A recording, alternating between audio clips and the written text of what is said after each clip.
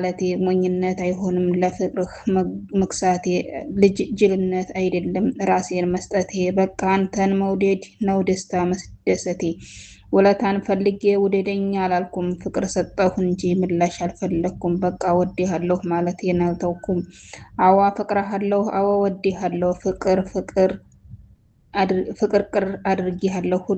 ቅር አድርጌ ሁሌም እኖራለሁ አንተን በመውደዴ እፎይታ አገኛለሁ ውዴን እየወደድኩ ሐሴት አገኛለሁ በፍቅርህ ውቅያኖስ ስዋኝ እኖራለሁ አንተ ካለህልኝ ሙሉ ሰው ሆናለሁ እሱ ቀድሞ አይቶኝ ስለነበረ እጁን አውለበለበልኝ ወንድሜን በአካል እርቀት ሳየው ደስታዬ ወደር አጣ ከሩጫ ባልተናነሰ እርምጃ ወደ ሷሊህ ሩጬ ተጠመጠምኩበት ከወራቶች ቆይታ በኋላ ወንድሜን አገኘሁ እቅፉ ውስጥ ብዙ ቆየሁ ወደ ቤት ለመሄድ ወደ መኪናው መራመድ ስንጀምር ከኋላ ወንበር አንድ ሰው ሲወጣ አየሁ ያየሁት ማመን ከበደኝ አይኖቹ ፈጠጡ አለሜ እንቡጥ ቀይ የተፈጥሮ ጽጌረዳ አበባ ይዞ ወደ እኔ ሲመጣ አየሁት ያየሁትን ማመን አቃተኝ ህልም መሰለኝ እጆችን አፌ ላይ አድርጌ የደስታ ጩኸትን ጮህኩ ሮጬ ሄጄ ልክ እንደ ሷሊህ ብጠመጠምበት ስሜቴ ነበር ግን አሁንም አልተፈቀደልኝም ከስሜቴ የአላህ ቃል ይቀድማል ከቆምኩበት ሳልንቀሳቀስ አጠገቤ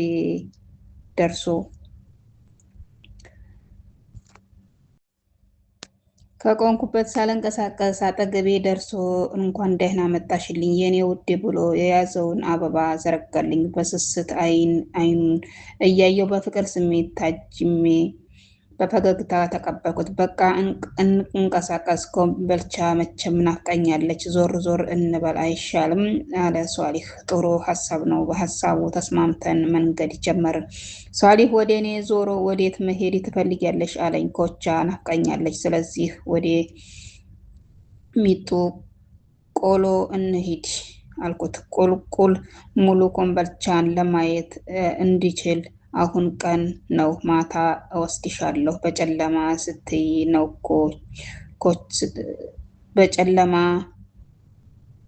ስትታይ ነው እኮ ኮቻ ውበቷ የሚጎላው አለኝ እሺ በቃ አንተ ደስ ወደሚልህ ቦታ ውሰደኝ ብዬ በሐሳቡ ተስማማን በመሃል አለሜ ለምን ግሪን አንሄድም እዛ አሪፍ አየር አለ ሲል በሱ ምርጫ ወደዛው አመራን ግሪን ቦታው በራሱ ምትሃታዊ የሆነ ውበት አለው ድብርትን በአዲስ መንፈስ የመቀየር ኃይል አለው ብዙ ሰው ለብዙ ዓላማ ይጠቀሙበታል የከፋው ከሐዘኑ ይደበቅበታል መዝናናት መንፈሱን ለማደስ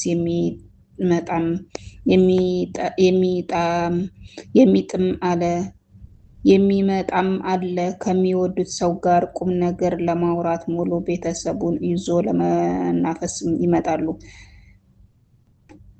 እሁድ ደግሞ መኪና ማቆሚያ የእግር መረገጫ እስኪ ጠፋ ድረስ ሙሽሮች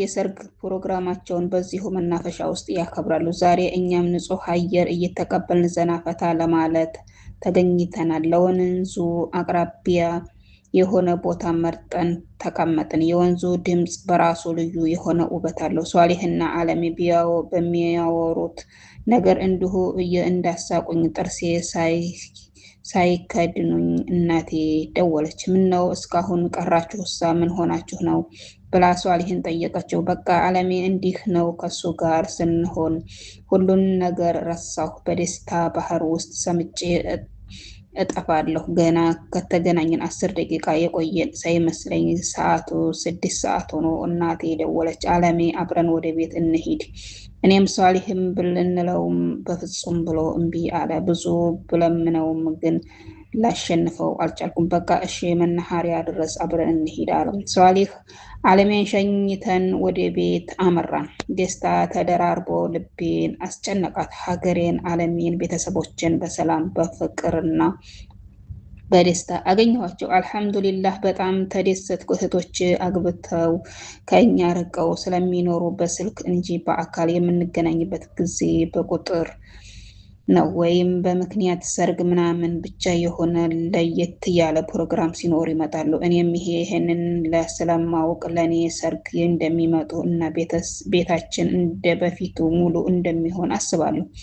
ቤት እንደደረስኩ ያየሁት ማመን አቃተኝ። እናት፣ አባቴ፣ እህቶቼ ከልጆቻቸው ቤቱን ሞልተውታል። ማንን ቀድሜ ማቀፍ እንዳለብኝ መምረጥ አልቻልኩም። በቆምኩበት ሁሉም እጅን ዘረጋ። ሁላቸውም ከበው አቀፉኝ። እኔ መሀል ገባሁ። የቀረበኝን ቀድሜ እየሳምኩ ሁሉም ጋር መተቃቀፍ ናፍቆቴን ካስታገስኩ በኋላ ተቀመጥን። ግን አንድ ያልሳምኩት ሰው አየሁ። የእህቴ ልጅ ዲራር በማናለብኝ በነፃነት እጆቹን ግራና ቀኝ ዘርግቶ ተኝቷል። የኔ ውድ በተኛበት እየሳምኩት ስነካካው ፊቱን እንደማኮሳተር እያለ ፊቱን እጄ ጋር አፋተጋቸው። እኔ ሲሄድ ገና የ2 ወር ልጅ ነበር። በእናቱ እቅፍ ሆኖ ስታጠባው ጠብቶ ስታስተኛው ይተኛ የነበረ የዛሬ ላይ ረባሽ ሆኖ እንቅልፍ ሆኗል። ረፍቷ ታይ እንዳይነሳ ለምኜ ነው ያስተኛሁት። ብታይ አንድ ልጅ እንዳይመስልሽ የ10 ያህል ነው አለችኝ በተማረረ አነጋገር። እናቴ